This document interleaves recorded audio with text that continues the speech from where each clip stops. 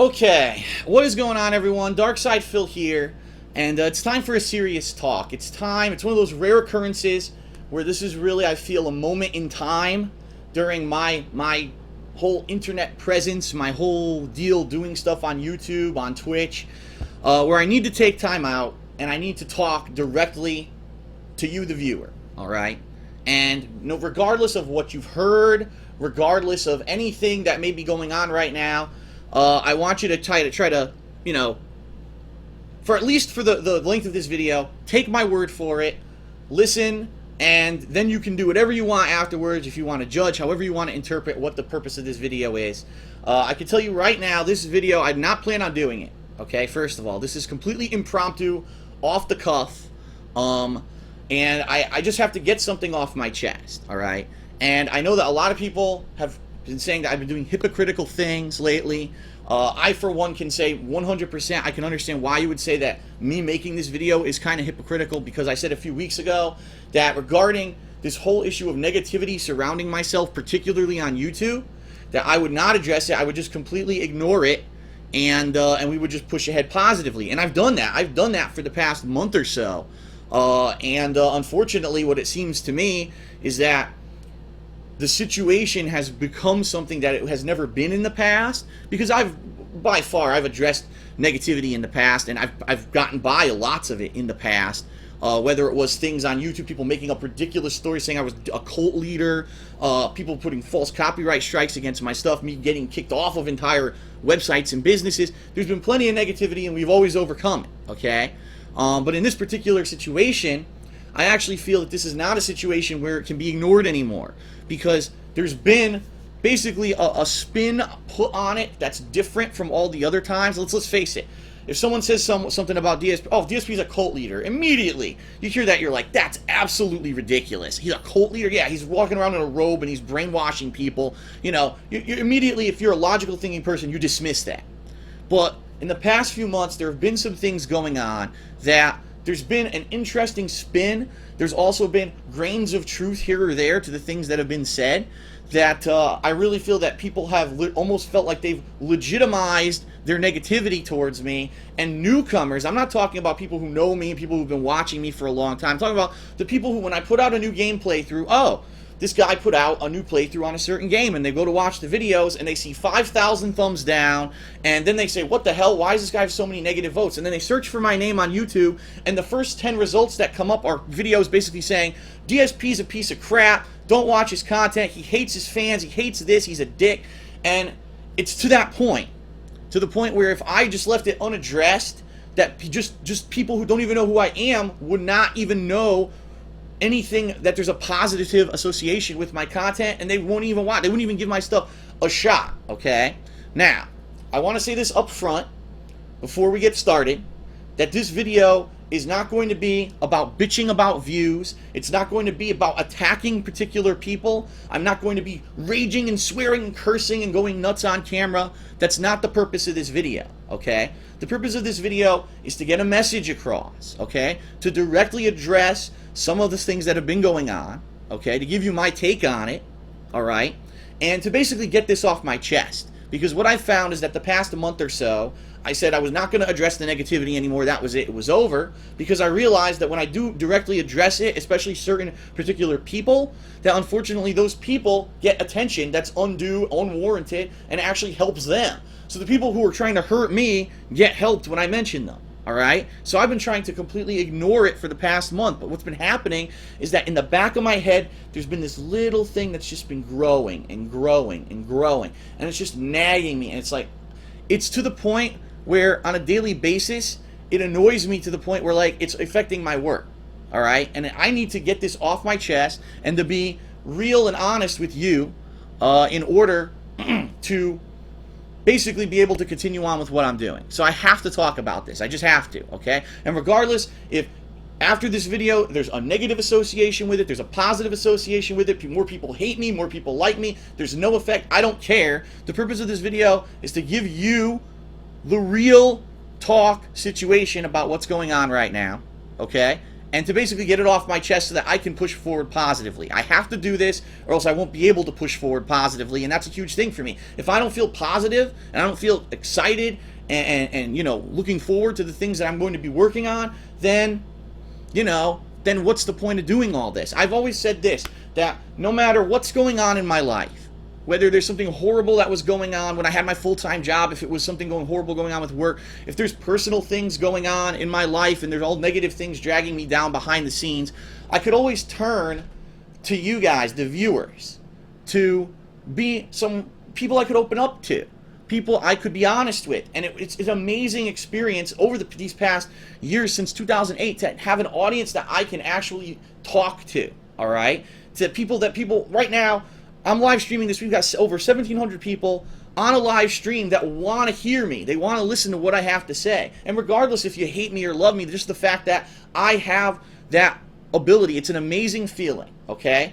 And really, what reason that I'm making this video is that it seems this past couple months that that's kind of like not as much so. Meaning, you know, if oh man, I had a bad day, all this stuff happened, but you know what? I still got YouTube, I still got Twitch, I still got that positive thing that spin on my life. And then I go to YouTube to see how my latest vlog did or to see how my latest video did, and all I see is, Phil sucks, why are people watching this? This is crap, he's the worst commentator on the internet, thumbs down, thumbs down, thumbs down, thumbs down. And then I see people actually literally saying, well, I now am afraid to even watch Phil's content anymore because there's such overwhelming negativity surrounding it, okay? And so I don't want to lose this.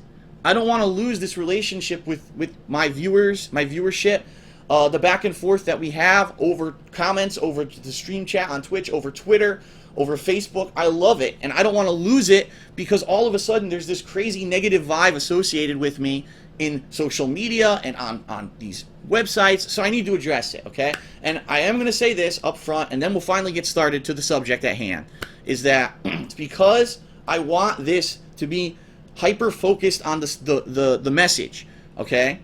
That what I've decided to do is right now I'm live streaming this on Twitch. It is actually subscriber-only mode chat, which means that almost no one can chat, only mods and subscribers, and I've actually asked everyone to please keep the chat down to a minimum.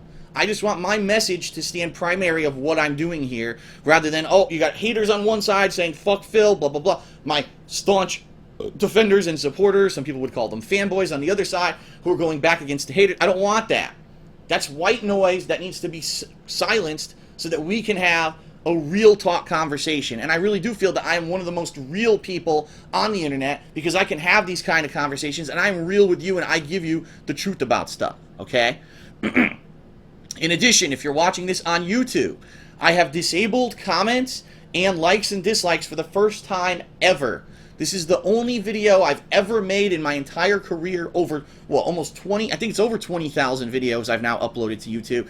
I am disabling comments and I'm disabling likes and dislikes because it's not about that. I don't want people, oh, Phil made an important vlog about negativity. Well, let's take a look. Oh, 4,000 thumbs down and 100 billion nasty comments and then 100 billion rabid fanboys defending him. I can't make heads or tails of this. I'm not going to watch the video. And I don't want that to happen. In addition, I will be taking no commercial breaks during the course of this video, and I will not be enabling ads on this video on YouTube. That's right, I am making this video solely for the purpose, again, of getting my message across. I don't care about making money on this video, alright? So I'm trying to do this for the very first time to let you know how serious I am about the message that I'm about to portray, okay? Alright, so all that being said, that was a very long and complicated intro. Thank you for bearing with me. Let me get to the bottom line and the subject at hand. Okay. So,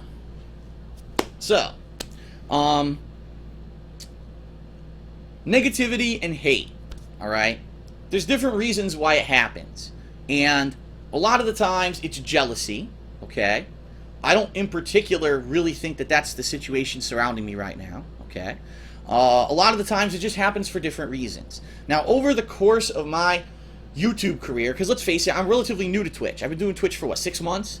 But YouTube is really primarily where I've been known on the internet. There has been varying levels of negativity and hate associated with myself. When I started playing Street Fighter 4, and you know my unique style when I make videos is that I like to rage, I like to call people scrubs, you know, I would lose hilariously and then flip out and say it wasn't my fault and all that. You know, initially that kind of garnered a divide on the internet. It was like some people thought that was hilarious and funny, and they watched my videos because of that. And some people thought, this guy's a dick. Why does he complain all the time? And I completely understand that. That's the same exact kind of feeling that happened when I used to be part of the fighting game community, the competitive fighting game community. There were a lot of people who liked me and a lot of people who hated me. So it's always going to happen when you are some kind of a personality, okay? And then over the years, as I, you know, started to become more popular on YouTube, you had people who literally just did the most blatant, slanderous things for the most ridiculous reasons. There was a person who at one point was a mod on my fan site, thekingofhate.com. And he completely went off the rails. He was abusing his mod powers. He was insulting people to the point where he got demodded, all right? Instead of maturing up, he decided to actually just basically completely try to derail the site, doing nasty stuff, spamming, all kinds of stuff. He got banned from the site. And by the way, it wasn't me that did any of this. I didn't ban this guy from the site. He got himself banned. He then progressed, went to the internet, found a couple other people who had been banned from my content, all right, because for various reasons, acting like idiots, you know, insulting people, doing nasty stuff. And he basically formed this group of people who made a series of YouTube channels that basically tried to discredit me, say that I'm not a real gamer, I'm an asshole, I'm not professional. DSP is a cult leader. He's actually trying to brainwash the youth of the world into paying him money for playing video games. It was like the most absurd fucking thing, all right? It was just these people who, like, we're just way out there. And at the time it was funny because some people were like, Phil, this is important. Are you going to address it? And I said, do I really need to address it? You know how absurd that is? I sit here every day and I sit down like a Joe Average gamer and I play games and I have fun and I do commentary and that's my thing. That's all I care about. Do you think I care about brainwashing thousands of people to be dedicated, loyal subjects and I'm trying to steal their money? Like, it was the most preposterous thing. And after, you know, months of them trying to do that, it went away.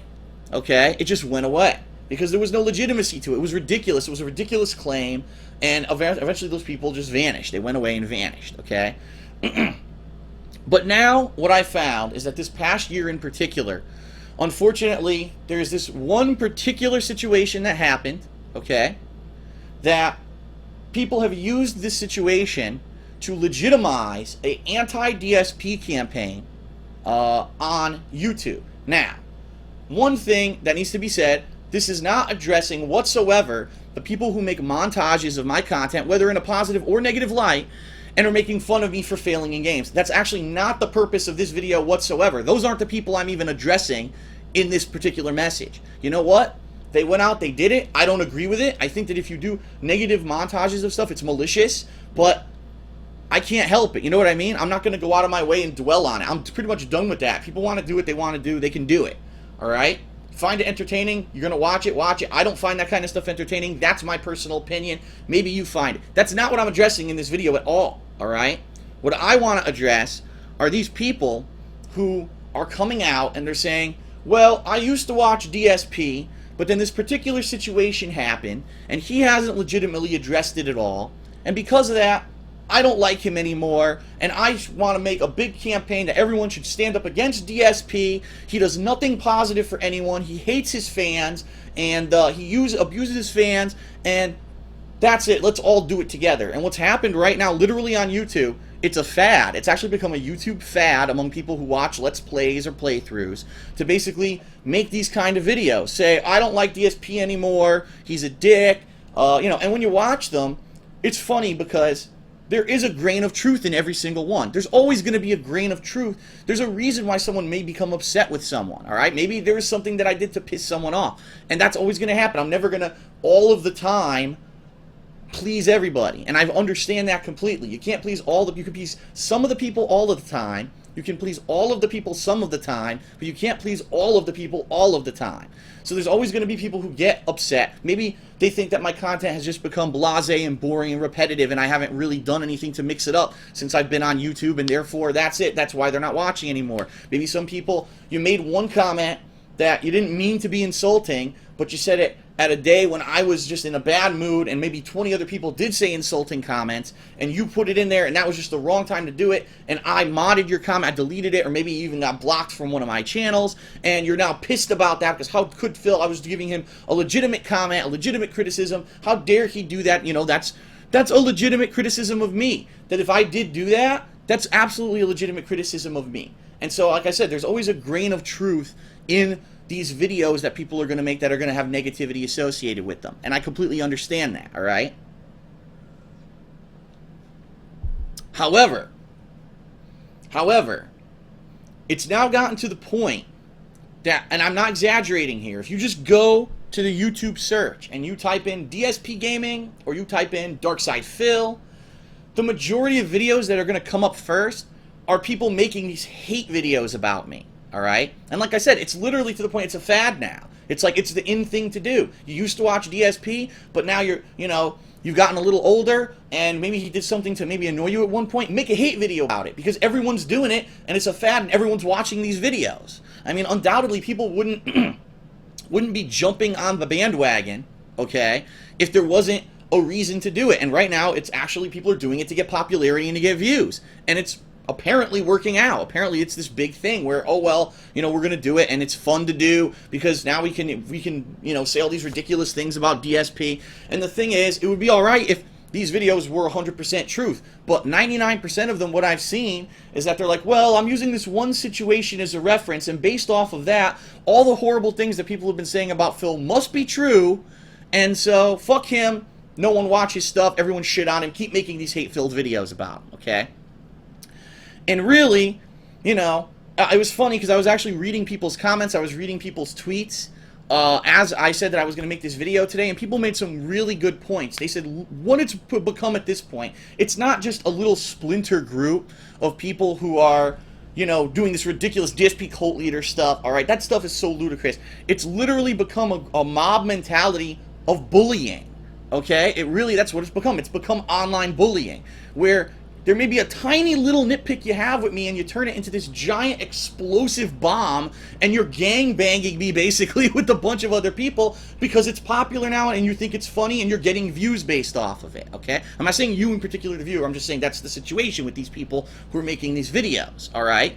And the thing is, with bullying, and I can tell you, I can speak from personal experience because I was bullied when I was younger. And you might be surprised by that. You might say, Phil, but you're 6 feet tall, you're not a little, shrimpy dude. How are you bullied? Look, everyone gets bullied. Everyone in their life gets bullied unless you were like 20 feet tall, a giant roided monster. You're going to get bullied in your life. And there were points in my life where I was bullied, and I sought help from people, whether it was my parents, whether it was from authority figures like leaders at school, and they did nothing about it. They basically sat the bully down and said, don't do it again. Next thing you know, does it again.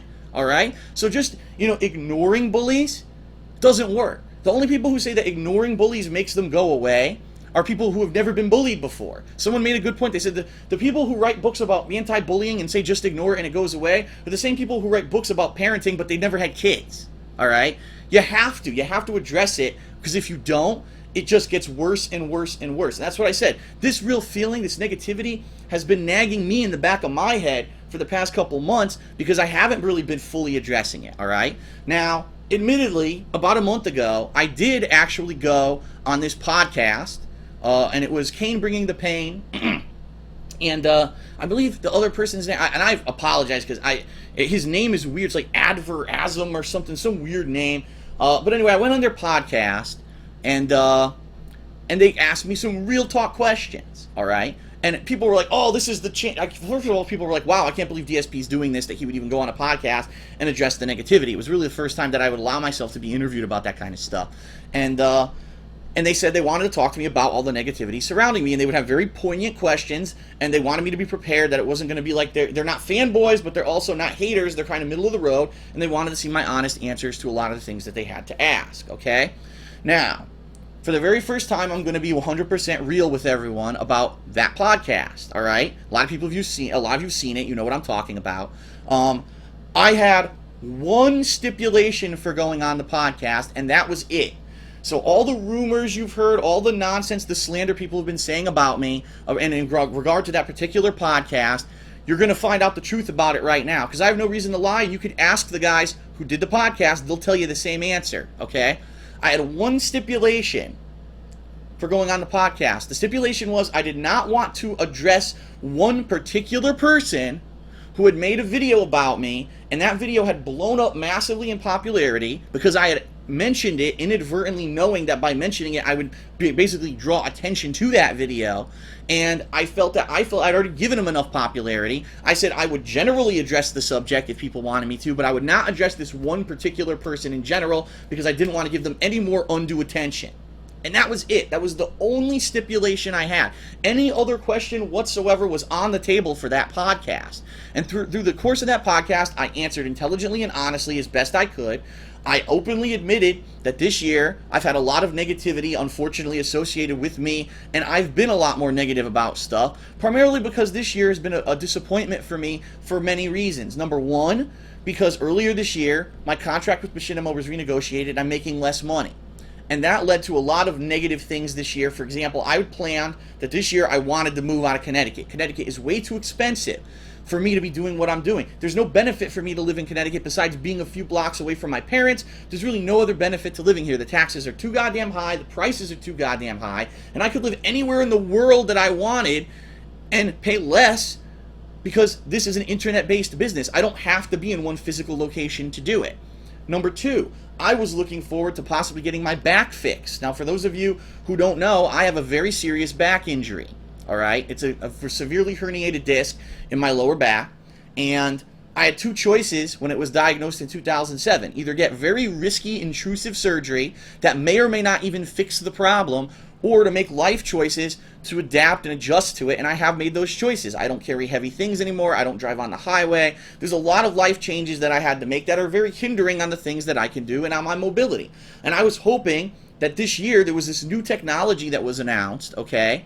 And it's now a new surgery for this back injury that is non-intrusive. It's a laser that they actually use to fuse everything, and apparently it's an outpatient surgery, meaning I could just go, get it done, and be home in the same day. Of course, I'd be laid out for a few weeks, but I'd be able to get it done quickly. I can't do that this year, and it's not a money issue. It's actually because I still live in Connecticut and I live alone. If I were to have that surgery, I need someone to take care of me, to basically, help me around. I'm sure those first few days I won't even be able to walk by myself, to help me obviously with food and stuff for a few weeks while I heal up. And I don't have that. I live alone. And this place is too cramped for my girlfriend to move in, and that was what I meant. My plans this year were to move to a bigger place, to get my back surgery, and to get my life back on track from this detour that I've had since this injury happened.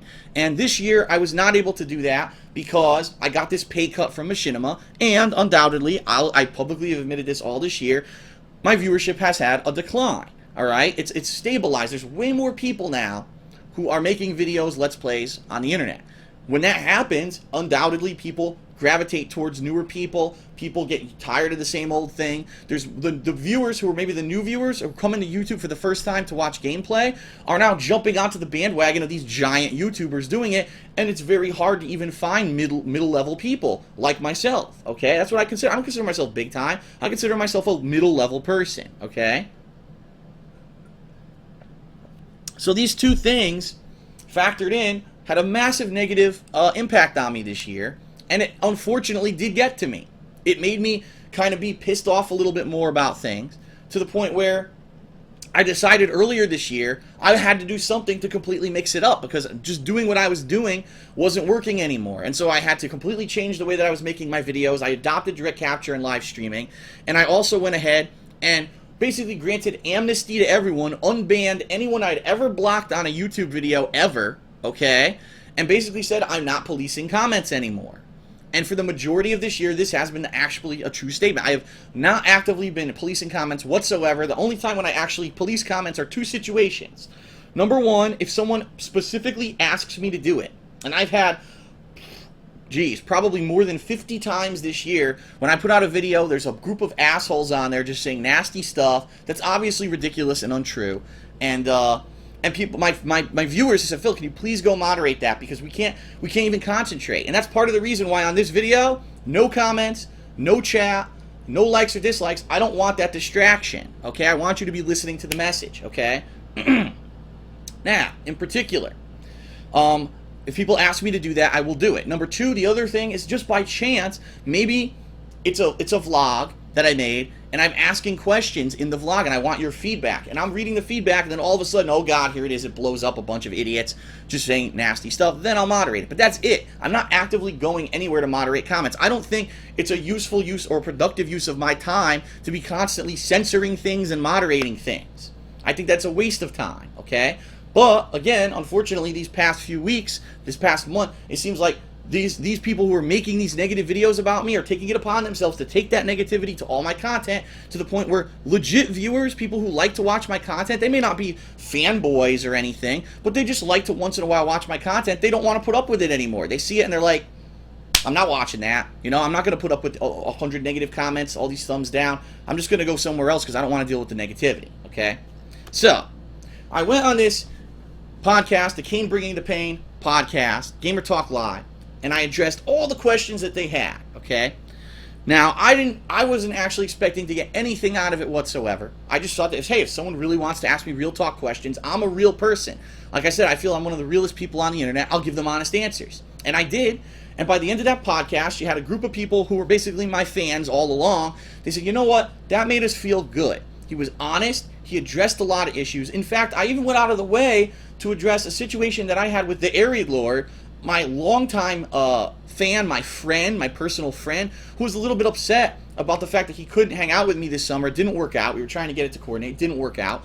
And he was a little bit upset, and he used that opportunity to kind of vent some anger and some concerns that he had about some of my content and things that I've been doing this year that he didn't agree with. All right? And people, these haters, these people who were making these videos, this bandwagon mentality, used his video. They're, oh, that's an example. See? His longtime fan and friend hates him now. To which Chris was like, what? I never said that. And that's not what the intention of the video was. He actually ended up taking down the video and basically apologizing to me, which he didn't need to do. But he apologized to me and said, I didn't mean it like that, and I'm sorry that they used it as more fuel for their fire and their bandwagon mentality of bullying against you. Okay?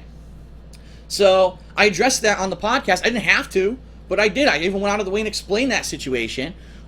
Because I thought they were going to ask me about it. I really did. I thought they were going to ask me about it. So I actually went out of my way to be as honest as possible. Of course, immediately after the podcast, that was it. The haters, oh, this was his one big chance. This was his opportunity to address, and he didn't address any of the issues. And this is really, again, this is where this mentality of little nugget of truth turned into bullshit kind of flourishes. So the little nugget of truth here was that there was one particular person who I said I didn't want to talk about on the podcast.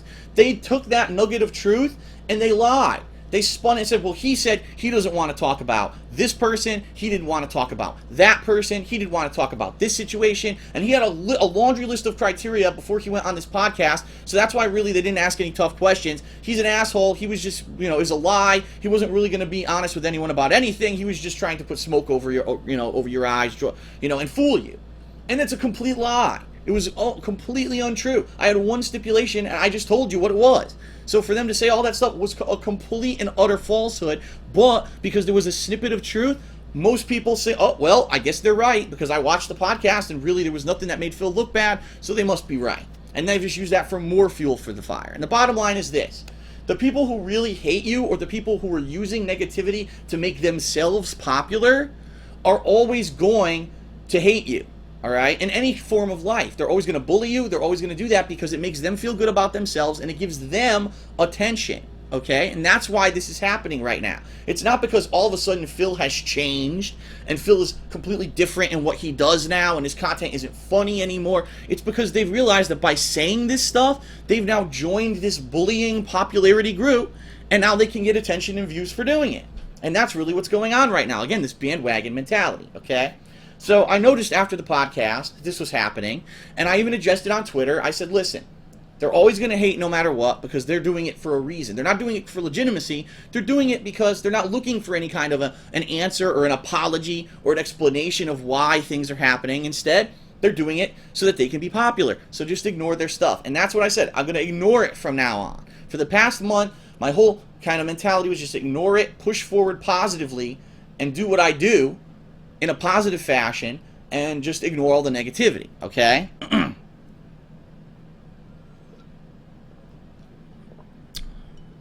But it finally came to the point Now, right now, like, this is pretty much it, where the common viewer on YouTube, like I said, they're not a fanboy nor a hater. They're just looking for content.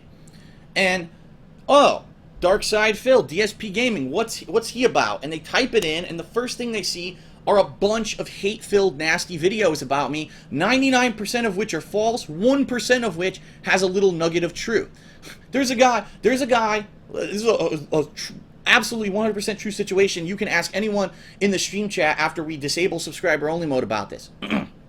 There's a guy who I've never talked to whatsoever. He regularly viewed my streams for months this year since I've been streaming, okay? I never talked to him whatsoever about anything. I don't know the guy. I don't even know what his real name is. All of a sudden, one day he did something. He got banned from the chat.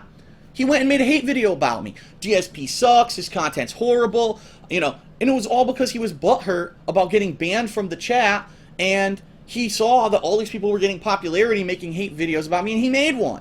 And I don't know the guy. I never talked to him. I didn't ban him. I wasn't even involved in any of it. But somehow I'm now the brunt of his attack because he wants to get popularity, and he's angry that he's banned from my chat and my streams. It's absolutely ridiculous. So that's the situation going on right now, all right? But this all came to a head. Ooh, got a little bug here. This all came to a head this past week when I was putting out content, and basically at every turn, all I got was nasty stuff from people. And, you know, I can ignore it to a point. You know, you can ignore everything to a point. But when you get to a certain point, you're like, enough is enough. You have to talk about it, all right? And there's one person in particular where all this started. And I apologize that I am going to address one particular person, but it's going to be in a completely truthful and respectful manner, and I'm hoping that this is going to clear the air regarding the entire situation around this person, because people have used this one person's situation as a way to fuel this entire campaign. So let's see how you do after I tell you the real story about what happened with this particular person. And this particular person, I get the feeling a lot of people on the stream know who I'm talking about, especially if you have been a member or a longtime member of my website, thekingofhate.com, and it is my fan site, okay? And I'm going to explain the whole situation from start to finish. Bear with me because it's going to be a long one, all right? Okay, so back in 2000, I want to say 2010, yes. In 2010, I had been doing this vlogging, playthroughs for YouTube as a hobby for over 2 years at that point. And people loved it. I was at a big point of my popularity on YouTube. It was before the market was massively oversaturated, and I lost my job. I lost my full-time job of 5 years, and I didn't know how on earth I was going to support myself. I had no clue. I had no fallback because it completely blindsided me. Everyone at my job was giving me recommendations saying that I did well. I actually got a special commendation award for going above and beyond the call of duty at work. 2 months later, they laid me off. That's the situation of the economy in the United States. So at that point in time, I was at one of my lowest of lows, okay? And I basically reached out. I reached out to my viewers, and I said, listen, what I'm going to attempt to do for the next couple of months is I'm going to try to do this internet thing full-time that I've used to be my hobby as my job. I have a partnered channel on YouTube, okay? And for the very first time, I asked everyone for help. I said, if you would like to donate, obviously I have no income right now, that would be appreciated. If you can help in any other way, that would be appreciated. Spread the word about my content. Let's get people talking about DSP so that people will watch my stuff. And at the time, 2 people, and I say 2 people, that's actually a lie. One person approached me regarding building me a website, all right? His name was Chris Fata, all right? And he was young. He was at that point, I think he was either 16 or 17 years old. So right at the get-go, I was a little bit wary. I said, you know, he is kind of young. Is he going to be mature about this? Is he going to be serious about this website? Or is he just going to create it and then throw it to the wolves and just let it go to hell?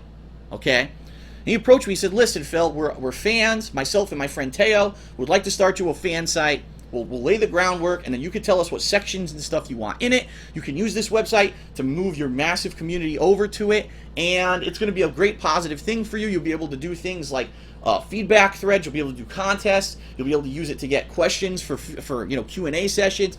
And at that point, it was a massively positive thing. I was like, I can't believe it. I was so appreciative. Thank you so much for doing this. This is obviously going to be a massive boost for me, somewhere where people can go and talk about my content that's not just YouTube comments, okay?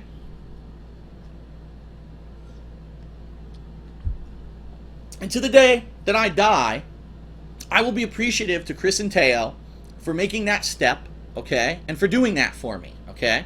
Now, we're going to talk a little bit later about some stuff that I found out regarding the situation.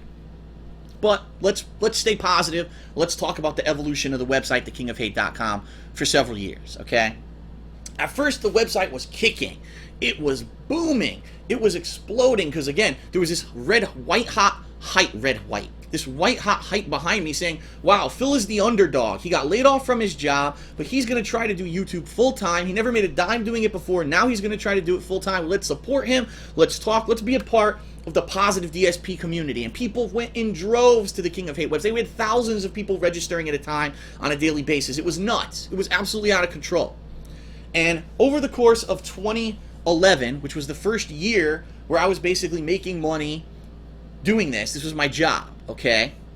The website evolved, all right? At first it started out as just a forum, then people said they wanted a chat so they could interact live daily and talk with each other in the chat. That evolved. We had new moderators who came on who I'm eternally grateful for, people who are longtime users of the website, and I'm purposely not going to say any names because I know if I only say one or two names, people are going to be pissed and say he didn't name me because I don't have a list. Like I said, this is impromptu. I don't have a list of people in front of me to thank. But to any of you who've ever been involved with thekingofhate.com, who have moderated, who have helped out, who have created sections, who worked in the news, especially to the one person who knows who she is, who did massive amounts of recoding of the website to make it better than what it initially was. Thank you so much because you guys, whether you realize it or not, and some of you right now are on here, you're mods on my chat. Whether you realize it or not, you guys are a major part of why I've been able to be successful. Positive thinking people who've helped me, who've given me constructive feedback over the years, who regardless of if I'm at my highest high or my lowest low, you guys have been there for me, and I appreciate that so damn much, and I hope you know that, okay? So the website evolved over the course of 2011, and what ended up happening was about halfway through the year, it was found that maybe things needed to be recoded, things needed to be changed around. Unfortunately, what I found was that Chris and Teo, who supposedly were the people who made this website, basically kind of became absentee owners of the website, meaning they weren't there a lot. They didn't really participate in a lot of the stuff on the website. They didn't really participate much in conversation. And in fact, it was kind of hard to even reach them. If the website went down, it could take me a day or two to even contact these guys to try to get them to get the website back up. So what ended up happening was I think it was about halfway to 3/4 through the year, I had a conversation with them and I said, listen, let's give some of the site responsibility over to people who want to take it on so that if the site goes down, I don't have no website for 2 days. Someone else can jump on and they can, you know, help out and fix it, okay? And that did go to one particular person and then a couple backup people, okay? So, okay, that's what happened with the website in 2011. Now I want to tell you the real talk story about, and I know I'm going long, I know this is going to be a long video, so please, you know, bear with me. The real talk story regarding what happened in 2011, regarding my gaming PC that's sitting right there. Because there's been so much misconception, so much half-truth spoken about this, that I have to address it, because this is actually one of the pieces of misinformation that people are using as like a legitimate thing to have an anti-DSP campaign, and say that I hate my fans and I'm not grateful. So let's give you the real talk situation. In 2011, I started making money. This was my full-time job doing this. And I said, well, my PC is not up to snuff regarding video editing or even playing games on PC. And there were some games in 2011 that I wanted to play that were PC exclusives, and also some games that I wanted to play the PC-only version. And so I had mentioned in a few of my vlog videos that I was looking to buy a gaming PC. Now, I never said I'm going to buy it at a certain date. I never said, please, someone build me a PC. Never. I said, I'm looking to buy a gaming PC. Chris approached me. Chris Furtado from the website approached me. I didn't approach him. He approached me. And he said, hey, Phil, so I watched your video. I heard you're looking for a gaming PC. I am currently like enrolled in some program. I don't know if he was an intern or it was something to earn credits for his schoolwork. I have no idea. Keep in mind, he's in school. He's a kid. All right. I would like to build you a gaming PC. And the way that it would work is that we'll write out piece by piece what it is that you actually want in your PC. And I will purchase at my store discount, because I guess he had a discount for whatever this program was, all the items for the PC. I'll custom build the PC for you, and then I'll mail you the PC. And that was the agreement we had. Now, I'm going to be honest, this pretty much turned into a money pit at one point, okay? And what I mean by that, if you've ever seen the movie The Money Pit, you know. It's a project that when you first look at it, you think it's going to cost you one thing. But as you work on this project, you realize that it's going to be more and more expensive than you originally thought it was going to be. So originally I was thinking a price point of maybe $700, $800, maybe $1,000 tops for building this PC. But as Chris and I went back and forth talking about the build of this PC, we realized more and more, oh man, if we want to have that graphics card, we got to have this better power supply. Oh man, well, if the RAM, we might want to have this amount of RAM, because if you're going to be doing that amount of video editing, you might need this amount of RAM, okay? So initially, what I wanted to be maybe between $700 to $1,000. By all that's said and done, first of all, I can't even tell you what it cost because I can't find the damn receipts. Chris actually, when the PC was done, he mailed me all the receipts to prove that he obviously didn't waste my money, which he didn't. He did not, absolutely not. He was very upfront, transparent with what he did when he built that PC. He sent me all the receipts. It's filed away in literally thousands of documents, and I can't find it right now. But what I did do is that I went on my PayPal to see how much money I sent to him directly through PayPal to build this PC. It ended up that I paid him almost $1,600 to build this PC by the time it was done. Now that's only what I can see through PayPal. I don't personally remember if I actually bought anything else outside of PayPal and put it into the PC too. I don't remember, but that's initially, that was the investment cost that I put into this PC, okay? Okay.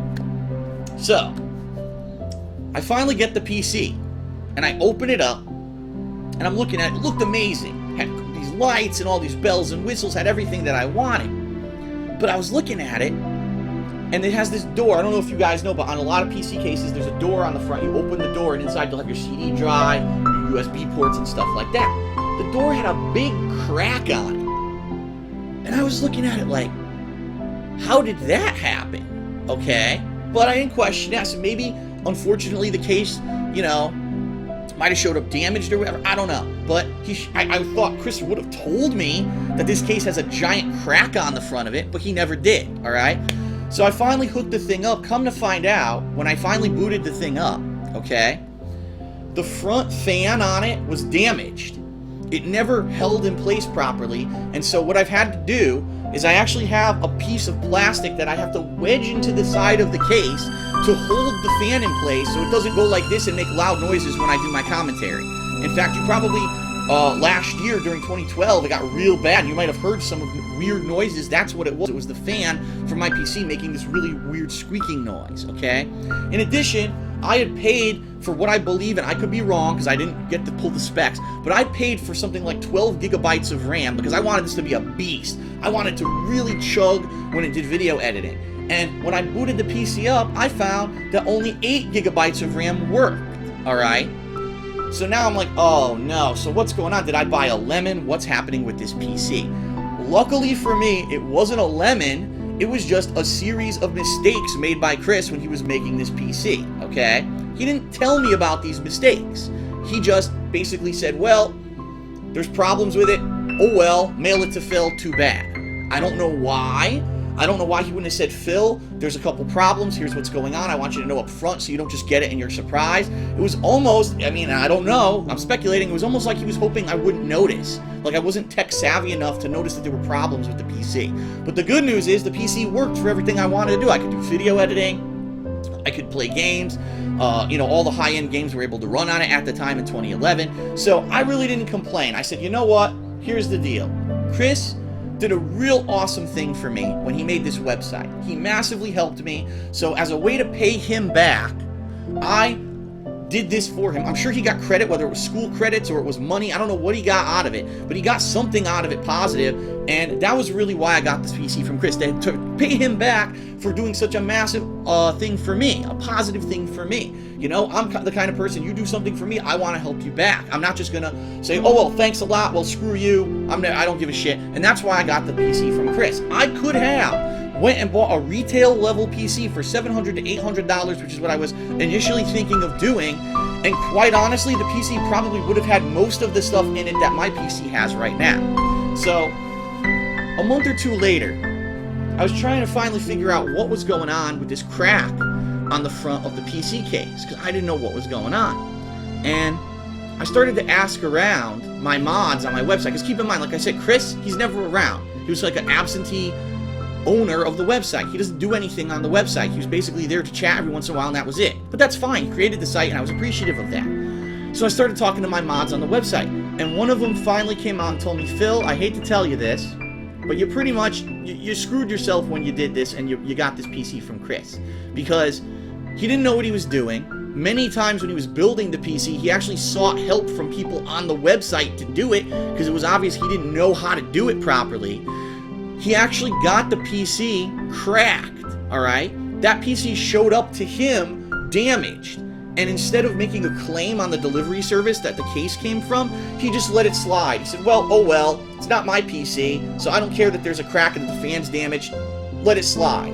And so he knew there was damage to the PC when he built it for me. He didn't care. He just wanted to get the PC built and done back to me, okay? So when I heard this, I was like, I was appalled. Now keep in mind, I'm not making this up. There's people who work at the website who will tell you this, alright? There's people who, well, people in the stream chat right now just said, I remember he had a ton of issues with configuring the thing, alright? It's not a lie, it's blatant fact, okay? And so, I said, you know what?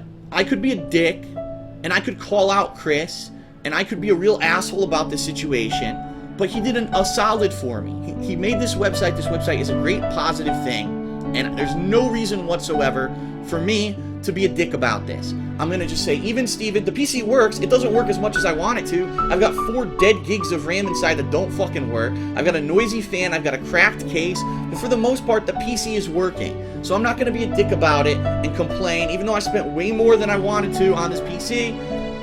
Even Steven, he got something out of it. I hope he had a positive experience doing it. That's it, okay?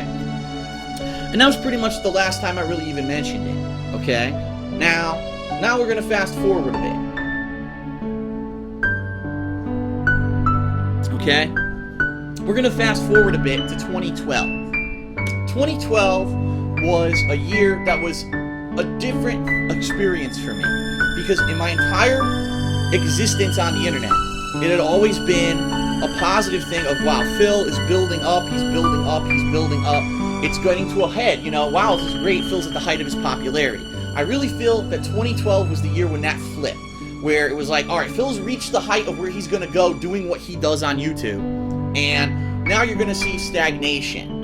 And admittedly, there were some things that happened in 2012 that people weren't too pleased with. Number one, revealing that I had a girlfriend, involving her in some of my projects, and my attitude was, listen, this is a positive thing. I want to involve her in certain projects and things. It's not going to be a detriment. It's not like I'm not going to be doing things that you want to see because I'm doing stuff with her. So it's no skin off your back. You lose nothing, but there's also new cool content with co-op with Panda Lee, okay? And a lot of people apparently don't like her. She rubs them the wrong way, whether it's they don't like her personality or whatever. No one's gonna like everyone, but that's why I don't shove Panda Lee down everyone's throat. If there's a playthrough where I'm gonna do something with her, I let you know ahead of time. So that way you can choose whether or not you want to watch it, okay? And that's that. But what happened was a lot of people decided to take this opportunity to do this ridiculous, sexist, nasty, negative campaign against Panda Lee on YouTube. And it was just ridiculous. The shit that people were saying on my videos. And to this day, I still see it whenever I'm in a video with her. The ridiculous, nasty stuff. And that is just, I'm not even saying for my girlfriend, because she's my girlfriend. For anyone to say some of the vile shit that was said about just women in general, like, you got fucking mental problems. And I know people say, oh, Phil says that all the time. No, if you do that kind of stuff, you have a problem with women. And that's just, you're going to have a bad life if you cannot even just appreciate women and be able to work with women, alright? So, I went on like a censorship campaign to try to stop that stuff, and people didn't like that, okay? And because of that, because basically I was kind of censoring my content in 2012, there was this big negative mentality that came out of that. Phil's censoring all his content, he's a Nazi, he's a dick, he won't let us have free speech, he's not appreciative of us, you know, fuck him, alright? And I have admitted earlier this year, that, yeah, I did censor stuff too much last year, and that's why I did the whole amnesty across the board, and I've tried to change my attitude this year without actively moderating my comments, okay? But what happened, okay, was that on my website, thekingofhate.com, in the year of 2012, there was a major transition and a major flip. Because I had started moderating my content, there was a group of people, and it wasn't a huge group of people. I would go as much, maybe it was 24 people at the most, who were on my website, who were fans of mine, but because they found out that I was censoring my comments on my YouTube videos, that was like, that's it.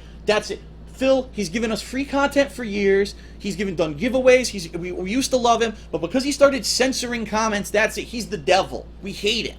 And what happened was, behind the scenes, there began this real negativity on my website, thekingofhate.com. And I hate to admit it, but I have to, because I monitored it. I wanted to see what was going to happen with it. Chris was one of those people.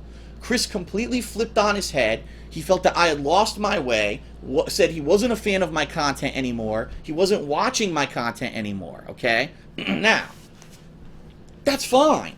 You know what? That is absolutely fine. If Chris doesn't like my stuff, he thinks that I've changed, that's fine. But what he proceeded to do was, he had this again, what's happening on YouTube right now was happening on my website a year ago. This bandwagon mentality. Whenever there was a post about a new playthrough that I was doing, whenever there was anything intelligent said, these 10, 20 people would attack the fucking thread. Well, that's because you still watch this asshole's content. I don't know why the fuck you're still watching his stuff. He's a dickhead. He's a censor. He's a racist. He's a bigot. He's this. He's that. And it was just this real negative math. And even though there were people who wouldn't blatantly say that stuff, they'd still, every post that they made was a negative post. All it wasn't legitimate constructive criticism. It was destructive criticism. And that's the worst kind. Criticism just for the sake of making someone look bad or attacking them. And this was happening, and Chris was one of these people. In fact, I had people on my website who were in, say, the stream chat, and they saw Chris not even just participating, but starting conversations like that. Oh, Phil's a dinosaur. He still uses a camera. You know, he won't listen to anything that we say. He just goes like this, meh, meh, meh, and says that he knows best in all situations. He won't listen to fan feedback. He censors us whenever we give him legitimate criticism. I don't like Phil anymore. And it's like, now wait a minute. You're supposedly one of the owners of a fan site for someone, and instead of, if you don't like them, you step back, right? No, he turned it into a smear campaign against me for a year behind my back. And this is the real issue that I have with Chris and anyone who's going to try to attack someone. If you have an issue with someone, fucking be man enough to say it to their face. Chris knew how to reach me. He had my email. Hell, he had personal contact information for me. If he really had an issue at any point, he could have come and said it to me like a man, and we could have talked about it man to man. And not that there would have been a resolution, but that is infinitely better than going behind someone's back and literally trying to convert the people on the fan site and turn the fan site into a hate site. And that's what Chris tried to do during 2012. And I'm not saying it was just him. I said there's this group of people. There was this bullying mentality of about 10 to 20 people who were just completely negative in the year of 2012. Okay? So it's this simple. I called him out on his bullshit. I called him out, and I said, listen, I don't know what the fuck your problem is. I don't have an issue with you. I never did, you know? And I don't know why you're doing this, but I've gotten wind of it. People have sent me chat logs of you doing it. So it's happening. And I don't know what the problem is. I don't know why, but it needs to stop. Because I'm not going to have someone who supposedly is a leader in the community being a negative dick to me behind my back. If you have a problem with me, you say it to my face and we'll hash it out. And of course, Chris responded, I don't know what you're talking about. This is completely untrue. Which I had proof. I had literally black and white proof, and he says it was all untrue. Made no sense, okay?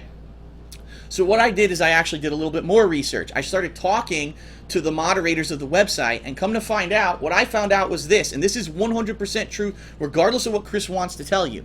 Chris has 0% stake in the website. He doesn't own thekingofhate.com. His friend Teo does. Teo is the person who the website is associated with. I'm going to tell you something else which you've probably never heard before, and people, you know, Phil, you know, they made this website completely out of their own good free will, right? And they did it just to help Phil. Well, let me tell you something about thekingofhate.com. You know those ads that you see on the website? Guess who makes money on those ads? Not me.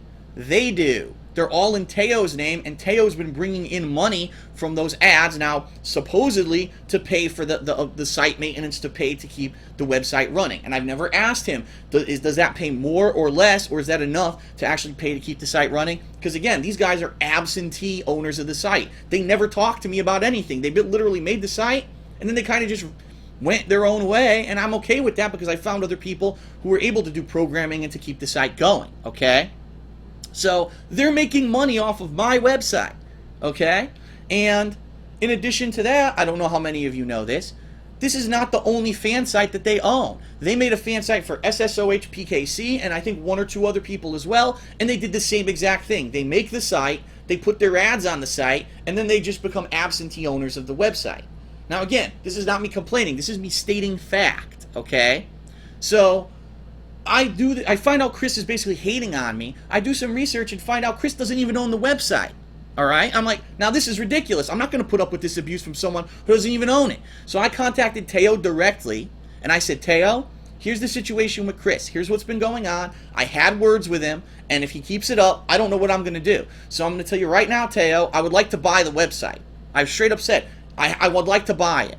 I want to buy it from you. That way there's no responsibility on you or Chris. It's fully in my realm. I'll pay for all the site maintenance. You guys can just go off into the sunset and do whatever you want to do. I'm very appreciative for what you guys have done for me. I want to buy the website. Teo responded to me and said, I don't know what's going on with Chris. I haven't been on the website for months. I sincerely apologize. Don't go nuts. Don't try to buy the website from me yet. We can still have things go as they always have. Let me talk to Chris. Okay? After that, I didn't hear from Chris for a long-ass time. Alright? A long-ass time. And then what ended up happening later that year, apparently what happened was, I guess Chris had gotten an advanced copy of a game. I think it was either Halo. It was something. I don't even know because I wasn't involved with the situation. He got an advanced copy of the game. He showed it to everyone in a video on the website. He posted it to the website from his YouTube channel. He said, ha, look, I got the game before all of you did, and I'm going to do a playthrough of this game. And I'm going to do it before everyone else, so I'm going to get, more popularity because I got an advanced copy of the game. And I guess a couple people in particular, one being the Airy Lord, called out Chris on the website and said, why are you doing this? Number one, this is Phil's fan site. So why is this even on topic? Number two, Phil is staunchly against getting games before release date and doing anything with them. Why would you post this on his fan site? Number three, we all disagree with your decision to do this. We think that this is wrong. Like, what gives? What's going on? You should really not be doing this. This is a very negative thing that you've put on the website, to which Chris basically flipped out, said, that's it. I'm not doing this anymore. I can't post stuff that I want on my own website. I'm leaving. And he made this big announcement video that he was leaving thekingofhate.com permanently and for good. Okay? He didn't. He didn't leave permanently or for good. Okay? Let's fast forward now. Let's fast forward a month or two. I can't remember if this was late 2012 or early 2013. Okay? I don't remember. But once again, after all this stuff happened in 2012, I found myself going to the website and finding this new gang mentality, and it wasn't that Phil is a jerk and his content sucks. It was that Phil's a dinosaur. Phil is outdated. Phil needs to update the way that he does his work, because the way he does his work right now is not acceptable. He uses a camera. Who on earth still does Let's Plays with a camera? The video quality is bad, the audio quality is bad, and he's going to basically fade into the sunset and die off if he doesn't adapt and adjust. And so, I will say this. Chris Furtado posted up a thread on thekingofhate.com. Again, I thought he was gone for good, but he's back. Posts up a thread and says, Phil, I really feel you should do direct capture. I think it would help your views. I think it would help your business as a whole. This is just me being a concerned viewer. And here's how you can do it. And he proceeded to step-by-step break down the equipment that I would need to do it. And basically saying it's super easy. It's not that difficult at all. There's no reason why I shouldn't do it. And I responded and I said, well, Chris, first of all, thank you for all this information. I did. I saved that information for later reference. And I said, well, I have two negatives. I have two negatives to say about the situation. Number one, if I go to direct capture, I have all these wires. Now, you guys have seen this. There's an insane amount of wiring in my all over the fucking floor, all over in front of me. This is like a fire hazard. It really is. And I wanted to hold off on that because I was hoping that eventually I would be able to move to a bigger place where I could have an office, I could organize my cable management, and it wouldn't be all running across a living room. All right, that was number one. I didn't want to make that leap. Number two, I do not, and I still stick by this, I do not like using headphones. I find that sitting in a room like I am right now, listening to the natural surround sound of my speaker setup is infinitely better and a better gaming experience than using gamer headphones. And I said this thing that I guess some people misconstrued, and I've already apologized for it, and I guess I'll apologize for it again, because in particular, this one thing I think people got angry about. I said, I don't agree that the way that you're supposed to play a big AAA video game is sitting in front of a small PC monitor like this, squinting with your headphones on like this with a face cam, and going like this and playing a game. I think that these games are supposed to be experienced on a big screen TV with real surround sound speakers. Why else would they have 1080p graphics with amazing detail? Why else would they have 5.1 surround sound with epic scores, amazing voice acting, all these details in the sound effects? That kind of stuff you don't pick up on headphones, even surround sound headphones, and you don't pick up when you're squinting at a small computer monitor. So what my intention of saying that was that if you have the choice between the two, I think that games were really designed to be experienced on a big screen with surround sound, okay? But what people misconstrued that as was that Phil was saying that anyone who plays on a monitor with headphones is a jerk, they're doing it wrong, and he was being elitist. He's basically saying because you don't have a lot of money, you're not a real gamer. That was not the intention that I meant to portray in that statement, and I apologize to anyone who may have taken it that way because I did not in any way, shape, or form mean to say it like that, okay? So I said these two things. Those were my two and that was it. I stopped reading the thread, okay? And I said, well, I'm actually glad that Chris gave me this advice, gave me all this info. I put it to the side, okay? And maybe a week later, I came back to the site, and I looked at the thread. And guess what the thread turned into? The entire thread turned into people, Chris and other people, not just Chris, again, almost the same people again from the previous year.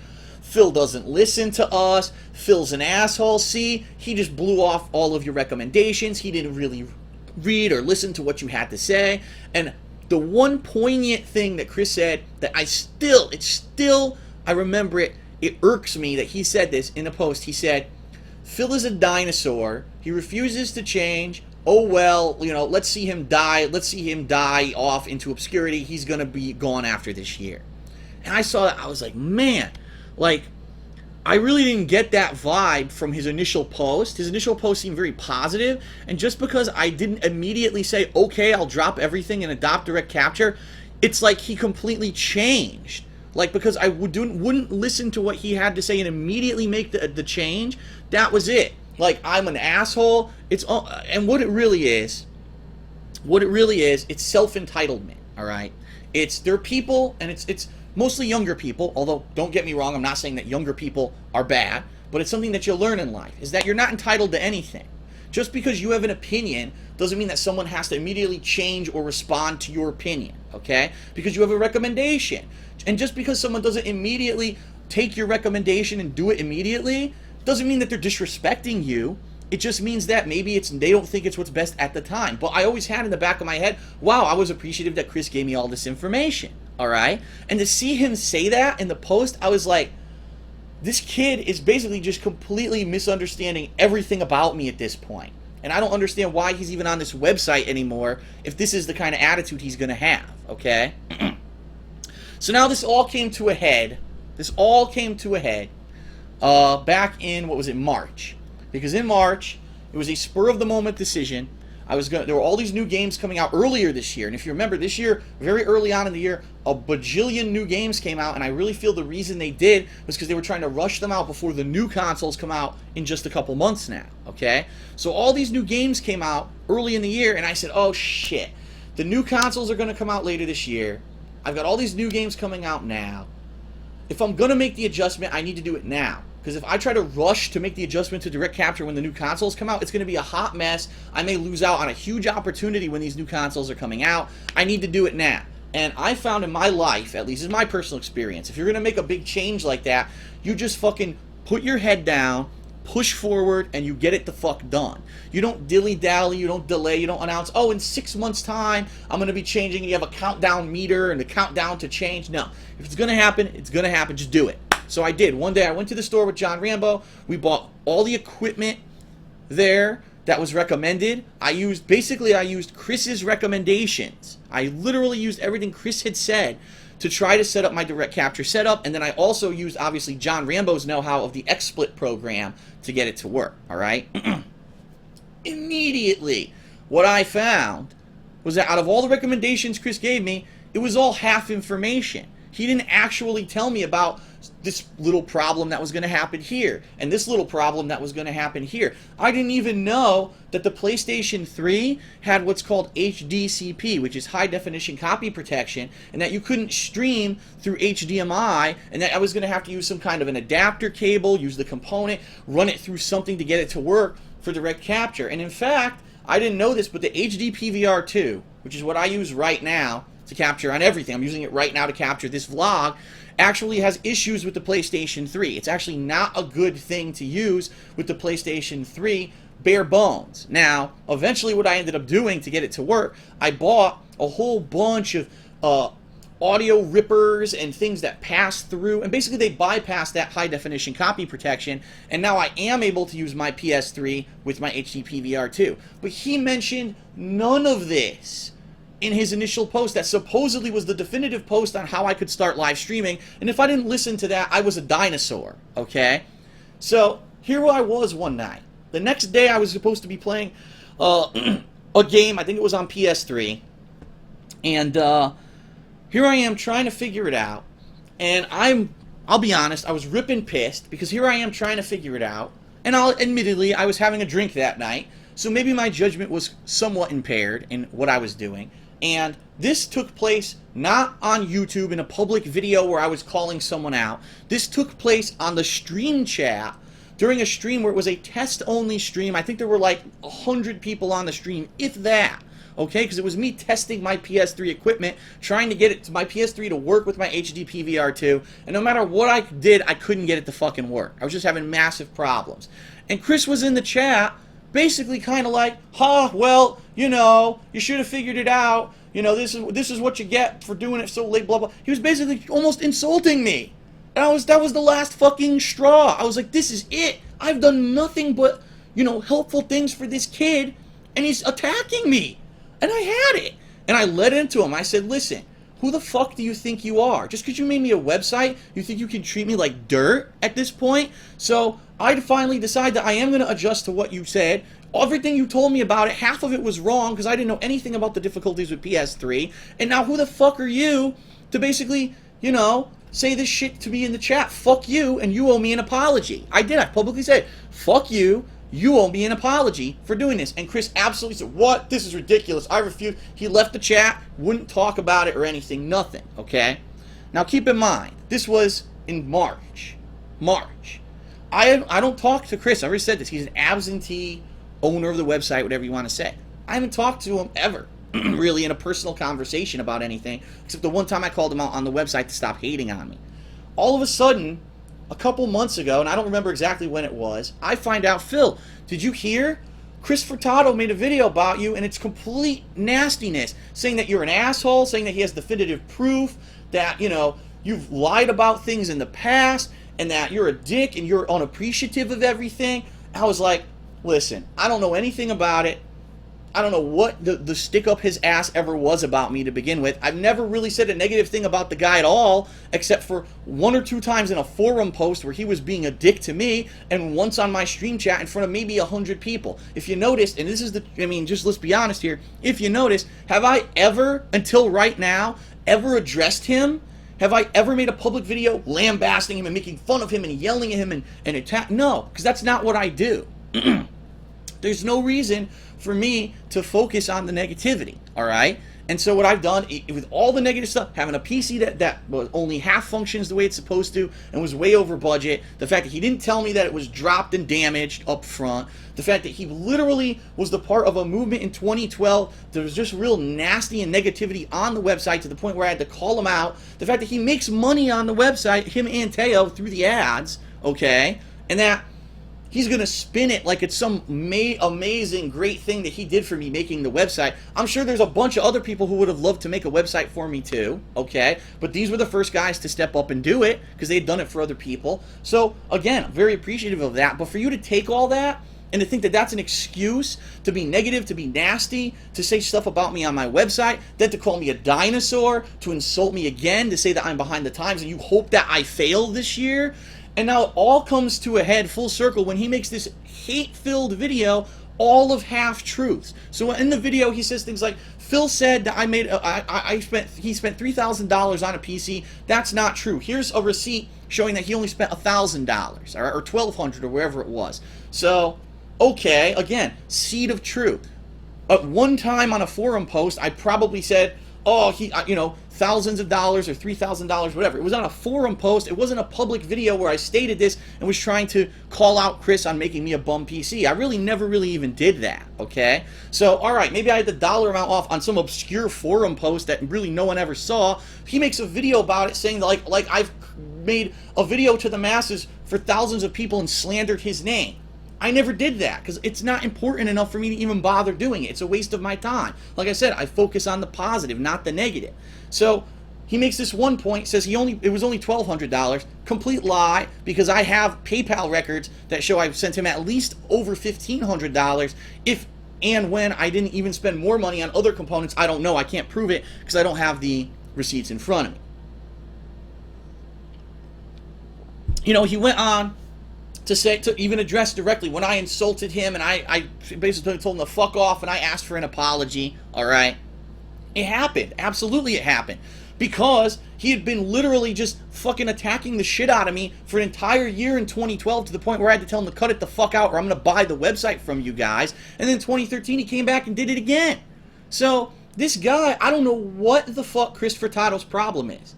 And again, if he was a man, he would have come right to me and said, Phil, I have issues with you. These are the issues I have with you. Let's hash them out man to man. Instead, he just went, very backhandedly behind my back for years, trying to amass people on the website to be anti-DSP, calling me dinosaurs and stuff like that. And then finally culminates when he makes this video on YouTube, and the video blew up. You want to know why the video blew up? Because no one expected that. This guy is someone who, I used to publicly thank on a regular basis for making me my website, and his attitude about me had completely changed without him so much as ever even discussing it with me like a man. So it was a blatant attack, and people were like, wow, I'm really taken aback that Chris is doing this. And ever since then, what's happened is people who maybe were fans of mine for a long time or whatever saw that video and they were like, whoa, this may be a dark side of DSP that we didn't know about, all right? So again, I'm not just saying anything that Chris is saying that he's a complete liar, because he's not. There's seeds of truth in everything. But he basically took little seeds of truth and twisted them into these ridiculous, overblown arguments. And the video is hilarious because he says, oh, I'm not a hater. Yet during the video, he blatantly says, screw Phil, I hope he fails, and things like that. You don't hope that people fail unless you're a hater. You know what I mean? That's pretty much directly what it is. So ever since then, Chris has been on this anti-DSP campaign, and he's been trying to amass support from people who have been my viewers for quite some time, trying to twist little things, little factual things, into big overblown things that they're not, and make me look bad. And I'm to the point where I can't just not say. I had to come out today and get this off my chest and explain to everybody what the truth of the situation was. Now, it's funny, because last night I was mulling over. There's been a lot of stuff. Full disclosure here. There's been a lot of stuff going on in my personal life right now. There's things going on with my dad. There's things going on with other stuff that you guys don't need to know about. And there's a lot of stuff going on that it is kind of bumming me out to the point where, I look to YouTube as, all right, I may be bummed out right now, but there's positive stuff. I can go to YouTube, I go to Twitch, and I can have this cool stuff going on. And then I go there, and all I see, thumbs down, fuck Phil, Phil hates his fans, listen to Chris knows what he's talking about, fuck you. And I'm like, that's it. That's the last fucking straw. I'm not going to put up with this bullying bullshit anymore from someone who's made it his personal agenda to hate on me, to fucking push his views, and get his popularity to skyrocket. Chris Furtado is nothing but a bully. That's what Chris Furtado is. He's not some kind of a loyal fan who twisted and turned over the years, and because of things that I did, he changed his attitude. I don't know what his problem is, because I've never had an actual conversation with the guy about the situation, because he won't. And by the way, I'm not interested in it anymore, because last night he went on Twitter, and I will quote this for you. Last night on Twitter, he tweeted, "Darkside Phil is the cancer of the gaming community." All right? I want you to think about that. Before I even respond, I want you to think about how you would feel if someone called you cancer. One of the most destructive diseases on the planet. It ruins lives. It ruins families. It's one of the most horrendous things that you can think of. All right? He's going to call me cancer. All right? I know people who've died of fucking cancer, Chris. All right? Now I got a problem with you. Because that's where I draw the fucking line. All right? All the things that I've done over the years to give you guys, and I'm not talking to Chris anymore, I'm talking to all the viewers, to give you guys fun content, to give you guys entertainment, to make you laugh, to put a smile on your face when otherwise maybe you were having a bad day, and, you know, I just need to do something to kind of, you know, cheer me up, and people jump on and they watch my content and they can put a smile on their face. I have so many heartfelt messages from people who've told me that over the years that my content is, you know, uplifting for them. Thank you so much for doing what you're doing and never giving up through all the negativity, because it's a positive for them, okay?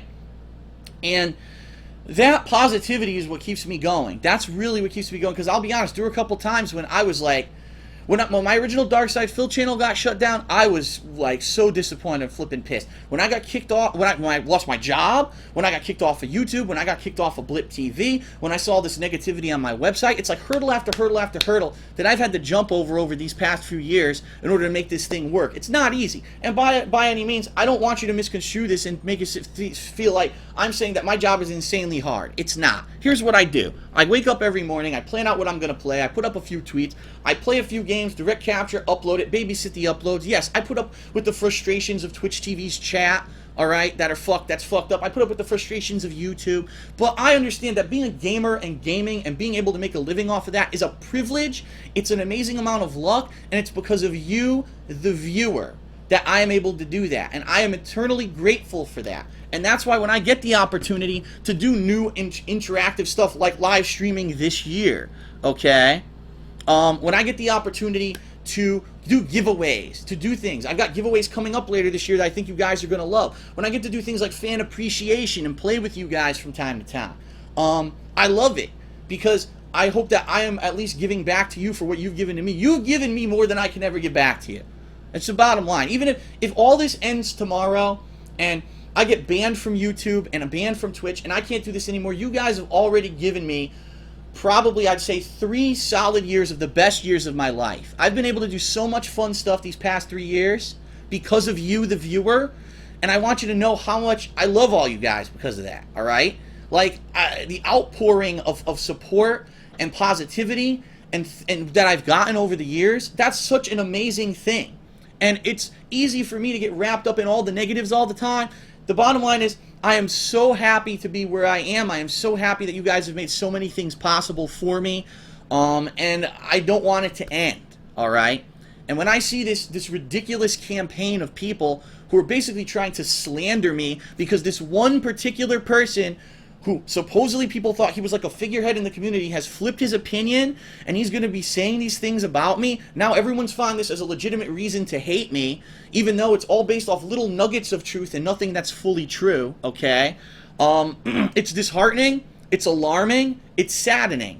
I want to be at a point where I can go back to YouTube and Twitch and feel positive about what I'm doing. Not that I'm going to have a group of hundreds of people who've now found it their new hobby to hate on DSP because it's cool, it's the in thing to do. Oh, there's legitimacy to it because Chris Furtado, who made his website, hates him. And, you know, that's just, it's to a point where I had to address it and it has to stop. It does, it has to stop. No one can go on with this kind of thing happening nonstop. Now, I fully realize that pretty much nothing that I've said right now is ever going to change the fact that there's always going to be people that hate me.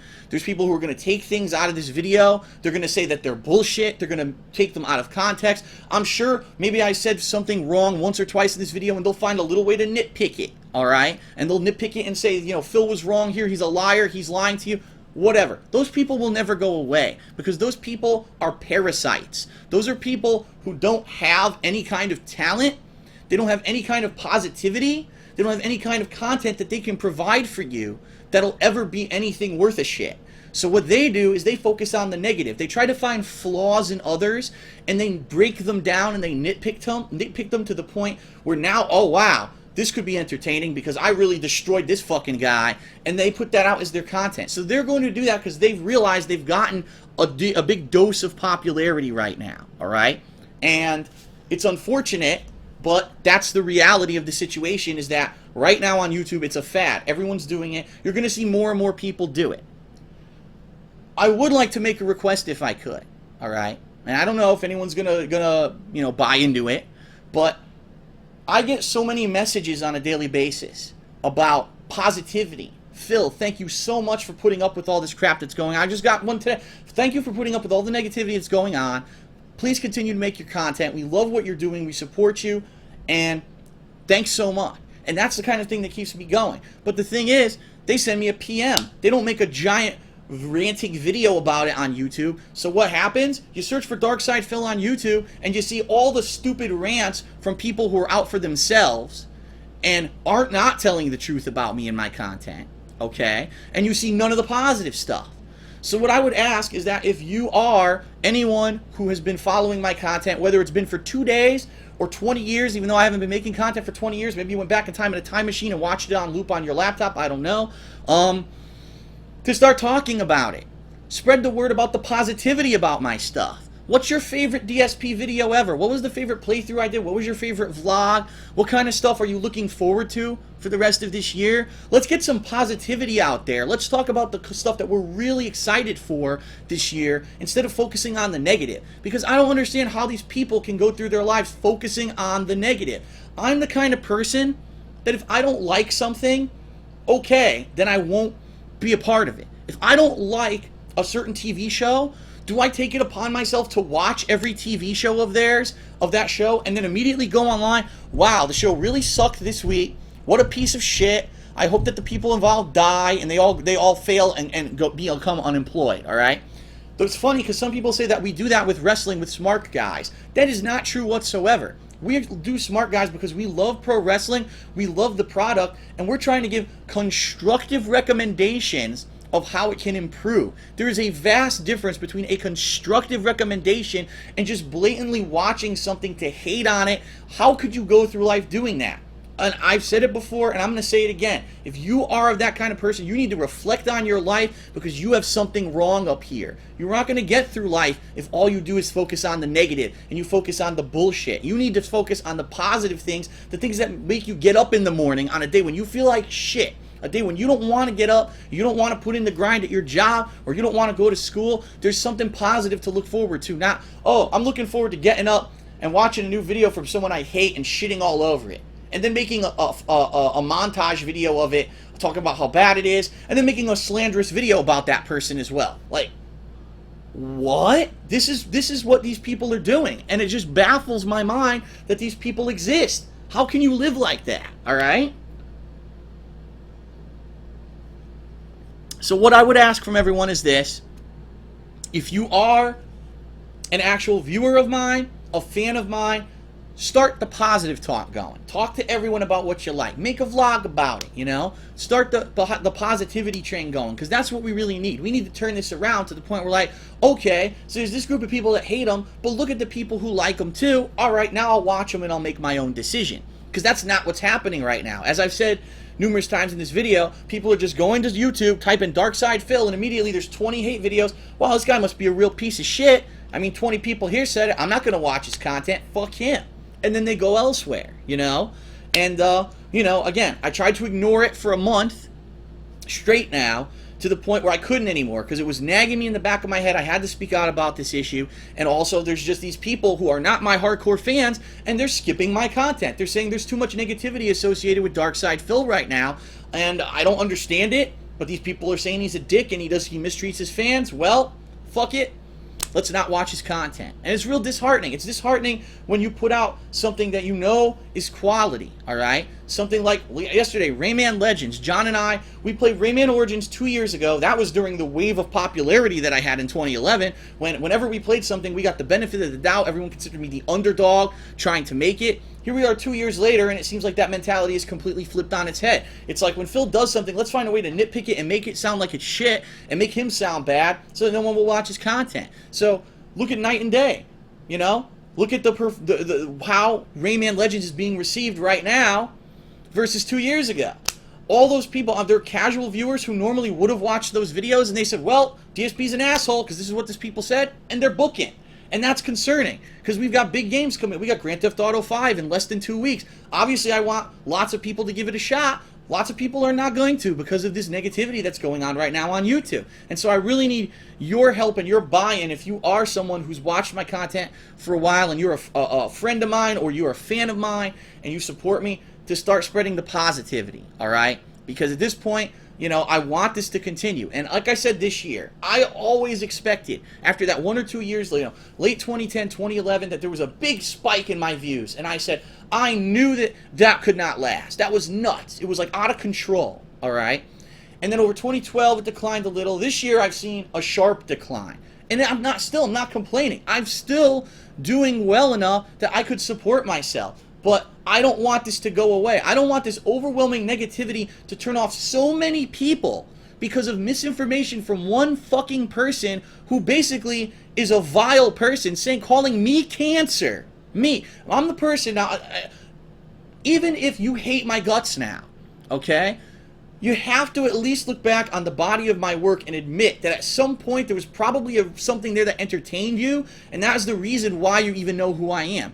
I've tried numerous times in my career here on YouTube and Twitch to do things for positive reasons. Do you remember Bill S.978 and the SOPA and Pippa and how I spoke up about those issues? My video got over 600,000 views. That video got the attention of demandprogress.org. They directly contacted me and used that video to push their agenda to the mainstream. And in fact, after SOPA and Pippa got shot down, demandprogress.org personally contacted me because they wanted me to be in their book. They're writing a book about how SOPA and Pippa got shut down, and my video was such a big part of it. They wanted me to be part of the book. And you know what I said? No. I said, I don't do it for the credit. I do it for the positive impact that I can leave on people. I don't want people to see my name in a book and say that Phil pushed the agenda and he's a major reason why that issue got out, because I don't need the credit. The credit was that it got shut down. That's all I care about, all right? So for you to call me cancer when the bottom line is what I did a few years ago saved a lot of people's asses. There's people who were doing video game footage on the internet probably wouldn't have been able to if SOPA and Pippa didn't get shot down. Now, not by any means am I saying I'm the only person responsible for it, but I was one of the first people to break the issue, and I let 600,000 people across the globe know about it, and they all spoke the fuck up and got it shut down. You think I'm cancer? No. People who make negative montages about people who just care about the negativity and try to break people down and twist little facts to try to make your agenda pass so you can get views, that's the real disease of the gaming community. That's the people who need to shut the fuck up because they're not helping anything. They're basically getting popular, making money at the expense of others when they have nothing entertaining whatsoever and nothing positive whatsoever to put out there. They're the ones that need to shut the fuck up because they're the ones that are going to ruin things for everyone. All right? Okay. So. It's a load. It's a massive load off my shoulders. It's a massive load off my shoulders to finally get that off my chest. And I do feel relieved to finally say it. Okay? And I'm sorry. All I can say is this. I am sorry that I had to do that. Because the massive amount of influence that Chris had amassed, because he supposedly was the owner of my website, okay? For him to do what he's done, for him to say the things that he said, I had to respond, and I didn't want to. I said for the longest time, I had a PC that didn't work properly and was damaged. I never said a word about it. You know, I attacked him, sure. One night, I was a little drunk. I was a little pissed off. I attacked him in the stream chat, and I do admit that that was wrong to do. But he does still owe me an apology. I mean, now at this point, well, shit he said about me, no apology's ever going to make up for it. Fuck it. Like, it's done. That bridge is burned. He's never, ever going to be friends with me again. You know, I'm never going to give him the time of day. Forget that shit. But, it's absolutely ridiculous that his influence and his misinformation, his blatant misinformation that he's been telling everyone, has amassed this following of people that are all believing something that's untrue, okay? So I want to say thank you to everyone who watched this video, whether it was on YouTube or you watched this stream. It's been extremely long, I know. I got my message out there. I said what I had to say. And hopefully now, you know, you make your own judgments. You decide whether or not, well, you know, maybe if this is the truth, then that's the truth. Maybe I'll give Phil another shot, or maybe you don't care. Either way, I'm going to continue pushing forward. I'm going to try to remain positive, especially now that I got it off my chest. I do feel a lot more relieved, and I feel like I can be positive and I can push forward in a positive manner, and I'm hoping that you'll give my content a shot. If you're one of the people who maybe said, I'm not going to watch Phil anymore because all these people are saying he's a dick, I hope that you understand that I am doing this. Sure, it's a hobby that I enjoy, but I'm doing it for your enjoyment too. If no one's enjoying what I'm doing, you know, if I wasn't getting these positive messages, it wouldn't be worth it. I would go out there, and whether or not it was in the job field that I was working in, I would have to go work 3 part-time jobs to make ends meet, and I'd have to do it, because I'm not going to sit here and have this negativity on me every day when I feel that I don't deserve it. Sure, I deserve criticism. I don't deserve to be called cancer. Alright? That's where I fucking really draw the line. At this point, that's done. That's where you are my enemy for life. You're going to call me cancer. Alright? So, that's that. I'm glad I got it off my chest. Thank you very much. Please, as I said, if you are a fan of my content, you don't even have to be a fan, just a viewer.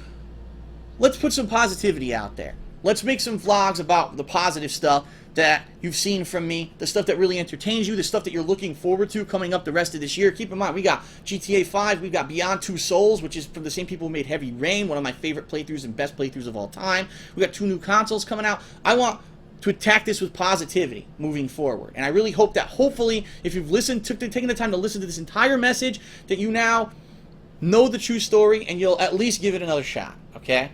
So that's it. I said my piece. And that's that. I'm still on stream right now. What I'm actually going to do is go ahead and upload this to YouTube. It's going to take a while, but I hope that you've given it a shot, and now you know the true story, and you make your own judgments from now on. Again, I wasn't looking to get anything positive or negative out of this. I know that it's going to be spun in different ways, but that's why I don't have comments on the video. That's why I don't have likes on the video. That's why I'm not putting ads on the video, because I just want you to watch it for face value, and you judge for yourself whether or not this video has been worth your time and whether or not you want to watch this content in the future. Okay? Thank you, everyone. I'm Darkside Phil. I'm extremely appreciative that all of you gave me your attention today. I have almost 3,000 people on the stream chat right now. Hopefully people on YouTube will watch the video as well. And I'm going to keep moving forward. I'm going to keep doing what I do, and I hope that you'll join me for it, okay? Along the journey. The journey's not over. The journey is still, some people like to say it's just begun. Do I feel like it's just begun? No. But I think that we are still full with a head of steam with all the cool stuff that's going to be coming in the next few months. I didn't want this to become a big negative vibe. I want us to all have fun together. That's the bottom line. And I hope that you guys have fun watching my content and will join me for some of the most amazing experiences coming up pretty soon. Okay? So that's it. I'm DSP. I'm the same guy I've always been since day one. I haven't changed, giving you the real talk. Felt like I had to do it today. I hope you appreciate that. And I will see you guys for gameplay later today, actually. At this point, I'm probably going to take a break because I just talked for so long that I needed a break. But probably I'll get some food, come back, and we'll do some gameplay tonight. And that's that. So thank you, everyone. I'm very appreciative of your time. And as always, peace out. Be safe. And I'll see you for gameplay real soon. Thanks. You got on V where you might need some on a ramp, okay? So Initially, what I wanted to be maybe between $700 to $1,000, but all is said and done, first of all, I can't even tell you what it cost, because I can't find the damn receipt. Chris actually, when the PC was done, he mailed me all the receipts to prove that he obviously didn't waste my money, which he didn't. He did not, absolutely not. He was very upfront, transparent with what he did when he built that PC. He sent me all the receipts, it's filed away in literally thousands of documents, and I can't find it right now. What I did do is I went on my PayPal to see how much money I sent to him directly through PayPal to build his PC. It ended up that I paid him almost $1,600 to build this PC by the time it was done. And that's only what I can see through PayPal. I don't personally remember if I actually bought anything else outside of PayPal and put it into the PC too. I don't remember, but that's initially that was the investment cost that I put into this PC. Okay. So, I finally get the PC, and I open it up, and I'm looking at it, looked amazing. These lights and all these bells and whistles and everything that I wanted. But I was looking at it, and it has this door. I don't know if you guys know, behind a lot of PC cases, there's a door on the front. You open the door, and inside there's a CD drive, USB ports and stuff like that. The door had a big crack on it. And I was looking at it like, how did that happen? Okay? But I didn't question that, so maybe, unfortunately, the case, might show damage or I don't know. But I thought Chris would have told me that this case had a giant crack on the front of it, but he never did, alright? So I finally hooked the thing up, come to find out, when I finally booted the thing up, okay? The front fan on it was damaged. It never held in place properly, and that amount of video editing, you might need this amount of RAM, okay? So, initially, what I wanted to be maybe between $700 to $1,000, by all is said and done, first of all, I can't tell you what it cost, because I can't find the damn receipts. Chris actually, when the PC was done, he mailed me all the receipts to prove that he obviously didn't waste my money, which he didn't. He did not, absolutely not. He was very upfront, transparent with what he did when he built that PC. He sent me all the receipts, it's filed away in literally thousands of documents. I can't find it right now. But what I did do is I went on my PayPal to see how much money I sent to him directly through PayPal to build his PC. It ended up that I paid him almost $1,600 to build his PC by the time it was done. And that's only what I can see through PayPal. I don't personally remember if I actually bought anything else outside PayPal and put it into the PC. I don't remember, but that's initially not the investment cost that I put into this PC, okay? Okay. So, I finally got the PC, and I opened it up, and I'm looking at it, looked amazing. These lights, all these bells and whistles, and everything that I wanted. But I was looking at it, and it has this door. I don't know if you guys know that on a lot of PC cases, there's a door on the front. You open the door, and inside you have a CD drive, and USB ports and stuff like that. The door had a big crack on it. And I was looking at it like, how did that happen? Okay? Well, I didn't question this, maybe, unfortunately, in case, might have showed damage or whatever, I don't know, but I thought Chris would have told me that this case has a giant crack on the front of it, but he never did, alright? So I finally hooked the thing up, come to find out, when I finally booted the thing up, okay? The front fan on it was damaged. It never held in place properly, and that amount of video editing, you might need this amount of RAM, okay? So, initially, what I wanted to be maybe between $700 to $1,000, but all is said and done, first of all, I can't even tell you what it cost, because I can't find the damn receipts. Chris actually, when the PC was done, he mailed me all the receipts to prove that House didn't waste my money, which he didn't. He did not, absolutely not. He was very upfront, transparent with what he did when he built that PC. He sent me all the receipts, it's filed away in literally thousands of documents, and I can't find it right now. What I did do is I went on my PayPal to see how much money I sent to him directly through PayPal to build this PC. It ended up that I paid him almost $1,600 to build this PC by the time it was done. Now that's only what I can see through PayPal. I don't personally remember if I actually bought anything else outside of PayPal and put it into the PC too. I